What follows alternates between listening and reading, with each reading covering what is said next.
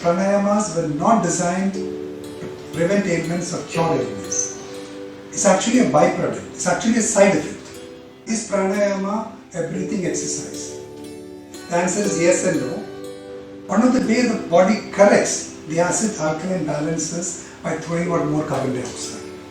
Here when you do Bhastrika, we're actually throwing out the carbon dioxide. Okay, most of you know me. You know me as my friends, my family. Some of you have been my students at IIM Bangalore for the wellness programs. Some of you have been students at the corporate programs I've conducted. Anyway, for those of you who don't know me, I'm Ajit Kacholi. I started yoga around 17 years back. I'm a management graduate from Cochin University of Science and Technology. I've worked in the pharma industry, healthcare industry for the last 40 years. I'm also the founder director of a B school in Bangalore.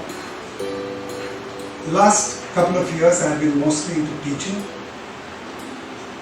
So, I know some of you are already doing pranayama, but anyway let us start from the beginning. What is pranayama? Pranayama is actually two words, prana and ayama. Ayama means expansion or extension.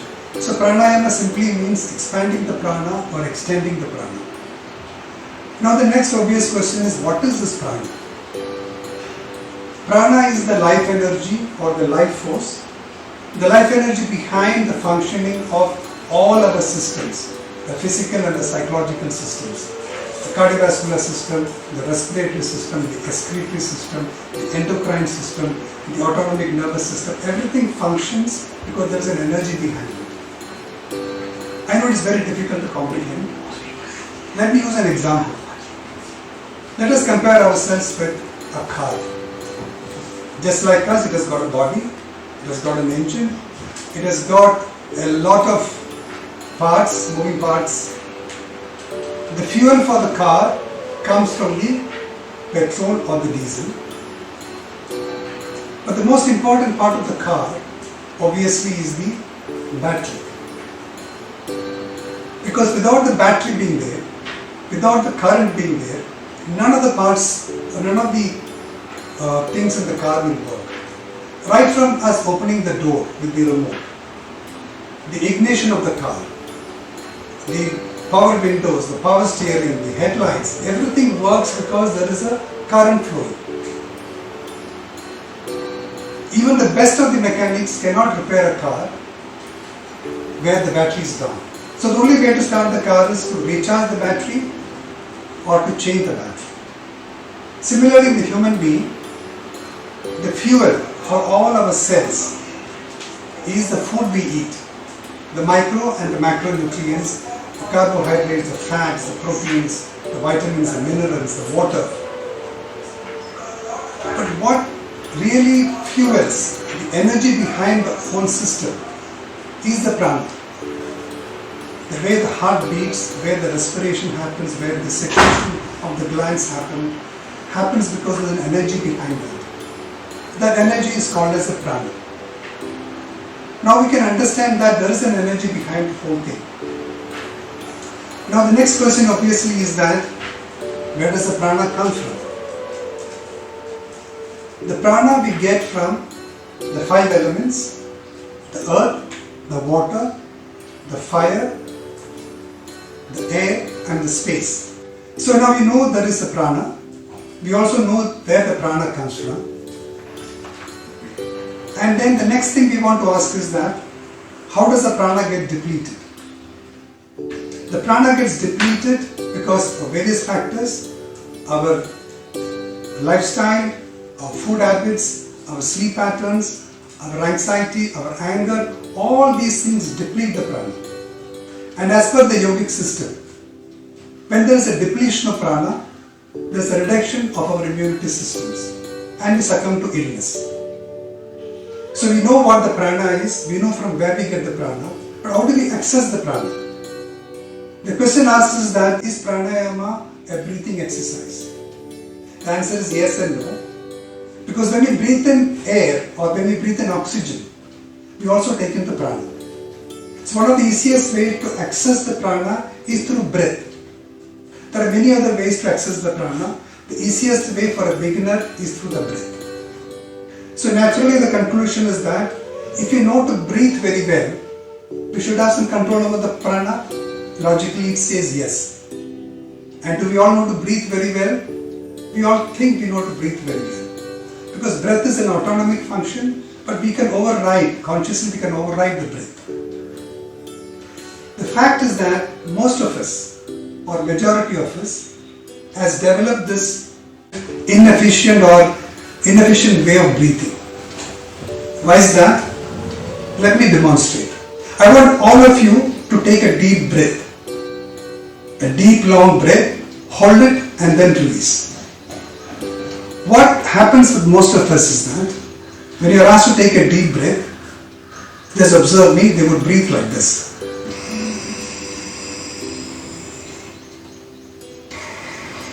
I'll do it once more, just observe me.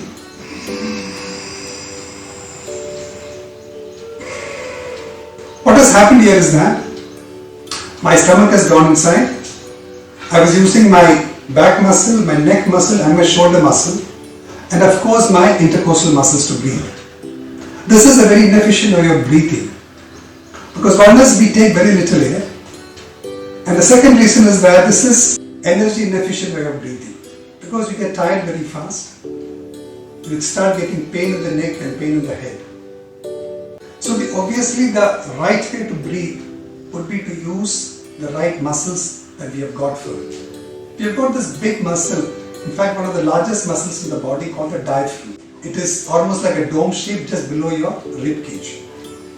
So when I take a deep breath, I push my stomach out. That brings the diaphragm down. Suddenly there is a negative pressure inside the rib cage and the air rushes into the lungs. One more thing that happens is that as the diaphragm goes down, the lower lobes of the lung is attached to the diaphragm. It also stretches the lung down, again creating more space.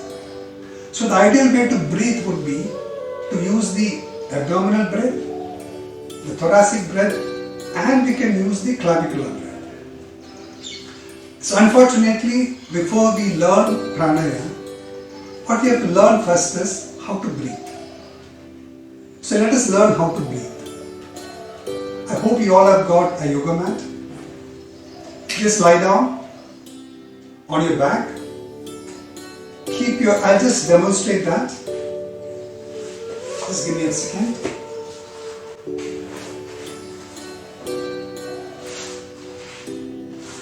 Hope you all can see me. I'm keeping my left hand on my stomach and my right hand on my chest. Start breathing from the stomach. Expand the stomach like a balloon. Slowly fill it up. Stop. I'm filling it up slowly.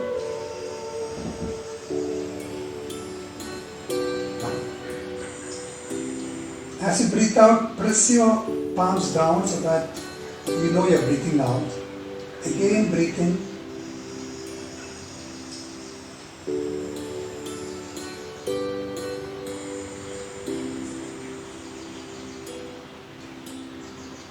You can count, breathe in for a count of 4. Breathe out for a count of 4. You're pushing your stomach out, giving space for the diaphragm to descend, creating more space in the rib cage, and more air rushes in.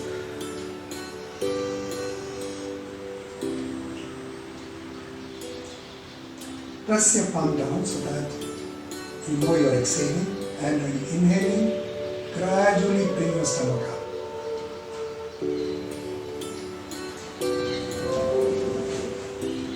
Do this for a few times till you get comfortable with breathing with your stomach. Now we're going to pause here. We're going to alternate now. We're going to keep the stomach intact and we're going to use only the chest to breathe. We are doing the thoracic breathing. The intercostal muscles between the ribs are moving the ribs up and out. creating some more space. My stomach is intact, I'm just using my thoracic breathing.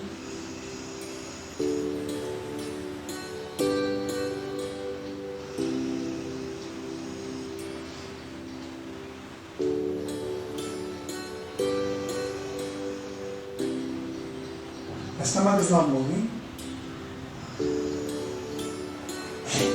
The exercise is basically for you to identify the abdominal breath to the thoracic breath. You're creating space in the chest cavity by lowering the diaphragm and pulling the lower lobes of the lung when you're doing the diaphragmatic breathing. When you do the thoracic breathing, you're creating space by moving the ribs, rib cage up and out. That's the difference. Keep practice this in a few times till you get comfortable with the different breathing, abdominal and the thoracic.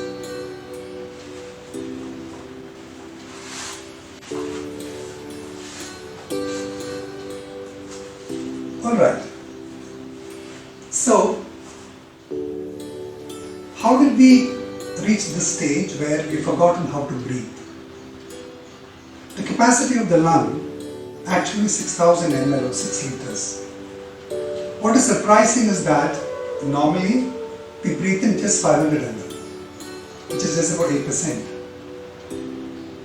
Out of the 500 ml, some is taken by the nasal cavity, some by the trachea, some by the bronchi, some by the bronchioles. So what finally gets delivered in the alveoli or the air sac is probably 350 ml. So it's not surprising that most of us, when we are climbing a flight of stairs or playing a game or running after a bus, our lungs are screaming for air because we are breathing in so little air. So once you practice this abdominal breathing and diaphragmatic breathing, next time you are playing a game or you are on a dance floor, instead of standing and panting, try this abdominal breathing. It's more calmer, it's much better to see, and it's much more efficient. So throughout the practice of pranayama, I am going to keep telling you, do the yogic breathing, do the abdominal breathing, do the diaphragmatic breathing. So let us come to the first of the pranayams. The first of the pranayams I would want to do is called as the Bhastrika. Why Bhastrika? I said diaphragm is a big muscle, and like any muscle, if it is not used, it gets wasted. A muscle works better when it is used. Go to the gym and start using the lift, then you start the bulge. You start doing push-up, you get the bulge. The muscles become more efficient. Similarly, when you start using the diaphragm more often, the diaphragm becomes more efficient. Otherwise, you are always using the chest muscles, the neck muscles, and everybody is breathing like this. And that is very inefficient and not very energy efficient also. So, one of the other reasons why I wanted to start with Bhastrika is that before you start something or before you start cooking, you would clean the vessels. Similarly, before we start the pranayama, let us use the natural vacuum cleaner we have got. The natural vacuum cleaner is the diaphragmatic breathing. Let us cleanse the lungs. I told you the capacity of the lung is about 6,000 ml and we breathe in only 500 ml. The lung is never collapsed, there is always 1,200 ml of air. But the expiratory reserve volume and the inspiratory reserve volume is about 3,000 to 3,500 ml. There's a lot of carbon dioxide, a lot of toxins inside the lung. So Bhastrika, I will demonstrate slowly and we will build on it. Bhastrika, when it's done useful by forceful expiration and inspiration. I will just demonstrate. I am breathing in with a force, the same force I am breathing out. I am not breathing, I am not using my shoulder muscles, my clavicular muscle, I am just using my abdominal muscles. There are different ways to do it, I can do it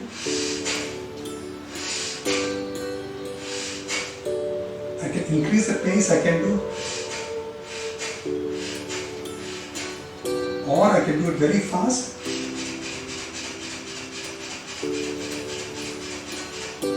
It's almost like a pump. I'm pushing out all the toxins, I'm pushing out all the carbon dioxide from my lungs. So Bhastrika works at two levels. At the physiological level, it throws out a lot of carbon dioxide. You breathe in more air, more oxygen goes in, more carbon dioxide is pumped out. pH balance is the acid-alkaline balance. What we normally talk about the pH balance is always the blood, because every part of the body has got different pH balance. The stomach, for example, is very acidic. pH of the blood is 5 to 7.45. It's a very narrow range. How does the body correct that? The body corrects that by two important organs. One is the lung and one is the kidney. In the lung, when there is more carbon dioxide, it forms carbonic acid, more hydrogen ions, the body becomes more acidic. In the kidneys, the kidney retains more acids and throws out more basic alkaline. So there is always a balance maintained in the body. Why I brought up this topic was that there has been a lot of talk on the WhatsApp saying that if you maintain a more alkaline body than acidic, the chances of getting infected is less. There are some scientific basis to that more tumors, more cancers grow when the body is on an acidic medium. At 1.35, our blood is more alkaline than acidic. So there has been a lot of talk that how to make your body more alkaline, eating more of food that is alkaline based. Lime juice is considered to be a very good source of alkaline. Fruits and vegetables, your pineapples, most of the greens are alkaline, and most of the processed foods, your dairy foods, your meat, all these are more acidic. So I will not go into that later, you can check out. But here what I wanted to say was that one of the ways the body corrects the acid-alkaline balances by throwing out more carbon dioxide. Here when you do Bhastrika, we are actually throwing out the carbon dioxide. When you do, a lot of carbon dioxide goes in, a lot of oxygen comes in. There's a lot of oxygenation. The second thing that happens at the physiological level is that you're moving the diaphragm up and down. It is creating a lot of massage for all the internal organs. One word of caution, those who have got a cardiovascular problem and those who have got hernia need to be cautious. You can do the Bhastrika slowly, you can do it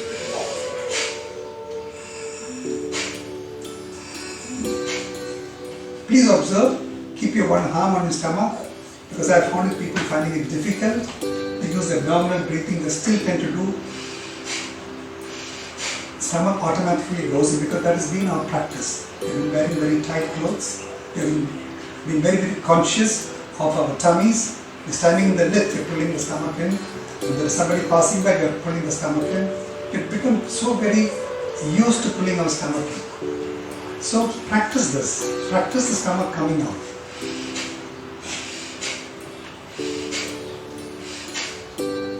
Do it slowly.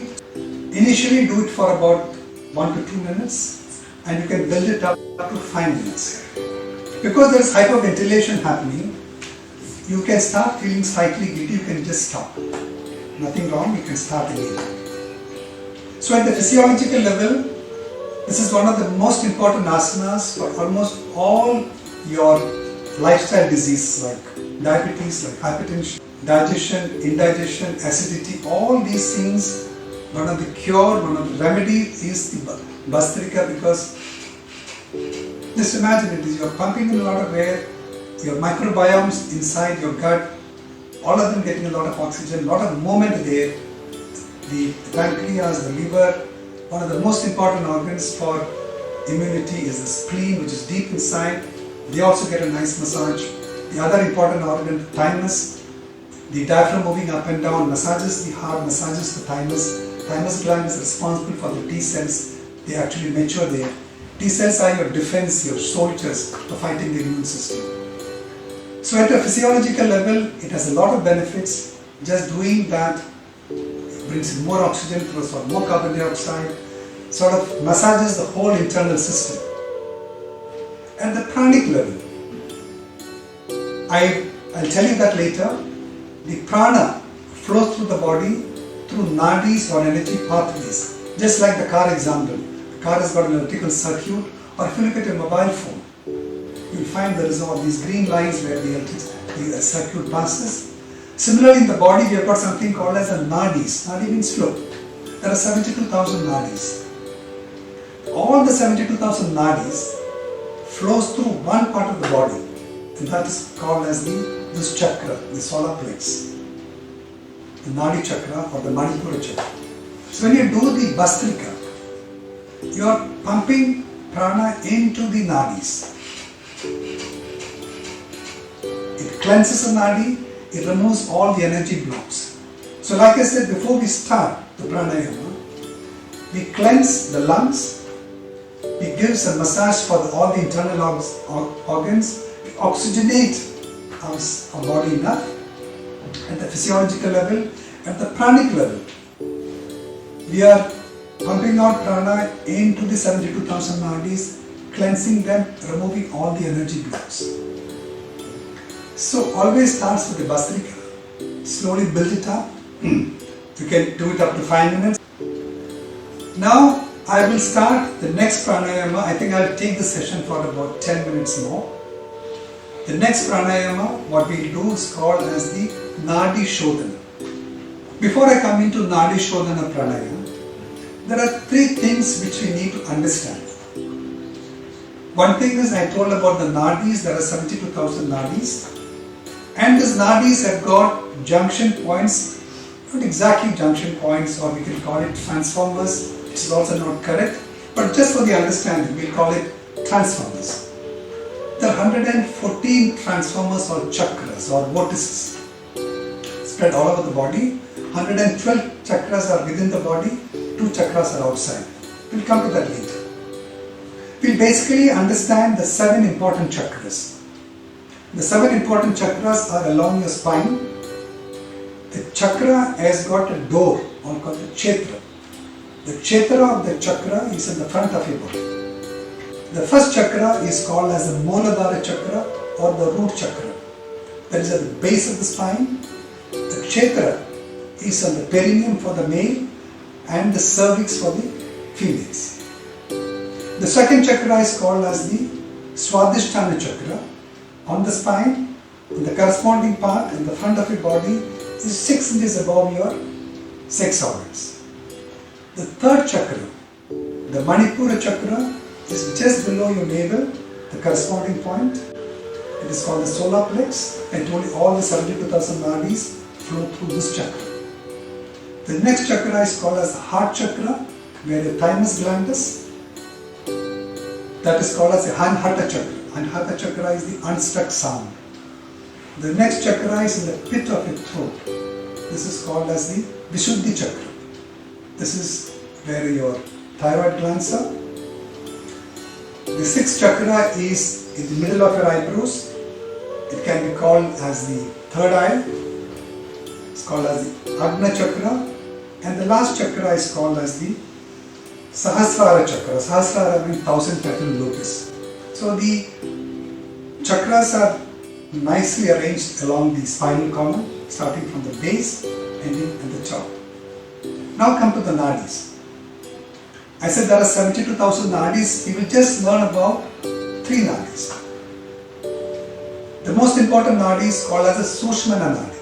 Sushmana nadi flows through the spine, starting from the base of the spine and ending at the crown chakra or the Sahasrara chakra. The second important nadi is called as the Ida nadi.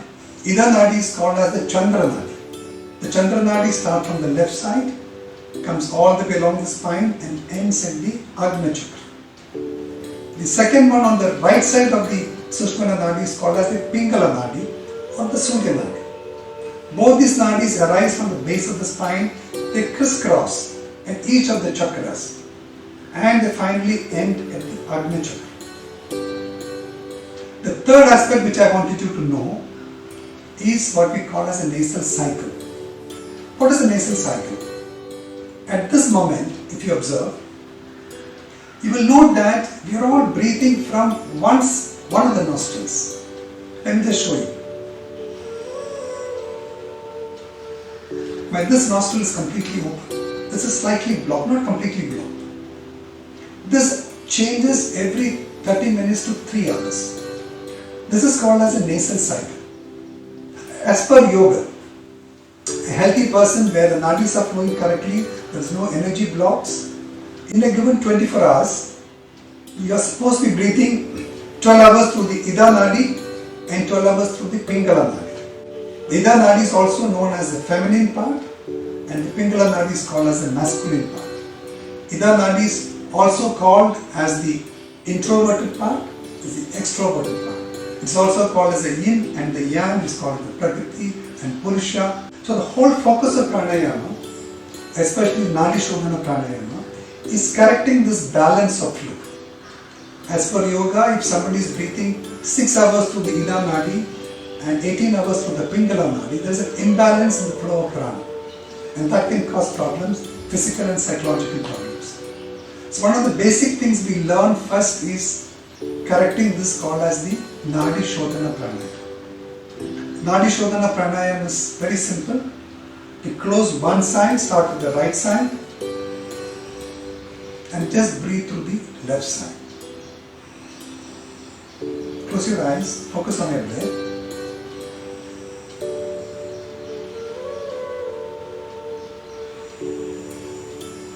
Again, use the yogic breathing. Fill the stomach first.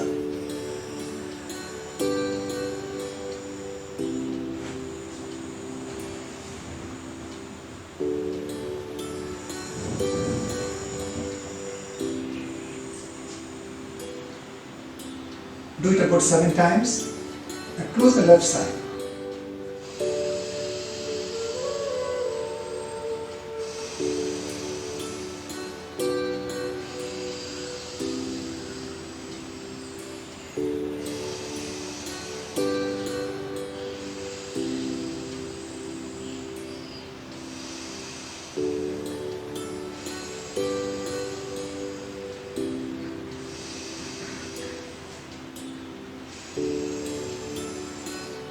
Do it again 7 times. Remember I said pranayamas were not designed to prevent ailments or cure ailments. It's actually a byproduct. It's actually a side effect. Neither the yogas nor the pranayamas were designed to cure ailments nor to prevent ailments. Just a byproduct. Pranayama is all about balancing the prana, balancing the flow of the energies. We all understood there is a prana. Without the prana, no system works. There's enough fuel, there's enough oxygen, but there need to be an energy, there should be a spark, there should be an internal combustion happening for the mitochondria to burn the fuel and produce one molecule of ATP and a carbon dioxide in water.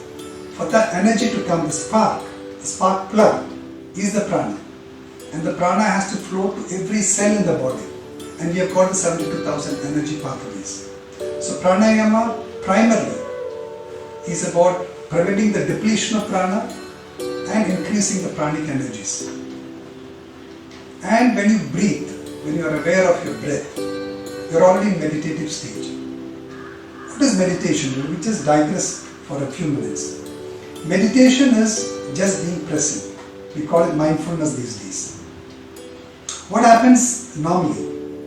We are either thinking of the past, the things we did, good and bad, mostly the bad, or we are imagining, we have got a very imaginative mind, we are imagining what things could actually go wrong. We are very imaginative that the same problem, we can imagine 100 different ways how it can go wrong. But it can go wrong only one way, but we have suffered already the 100 different ways. So the mind is continuously thinking of the past or planning the future. The moment you start breathing and be aware of the breath, you start counting for 5, breathe out for 5, all that you do, you are already in meditative stage. The first step of meditation is observing the breath. So if you have got any questions, any suggestions, please send your comments. Thank you.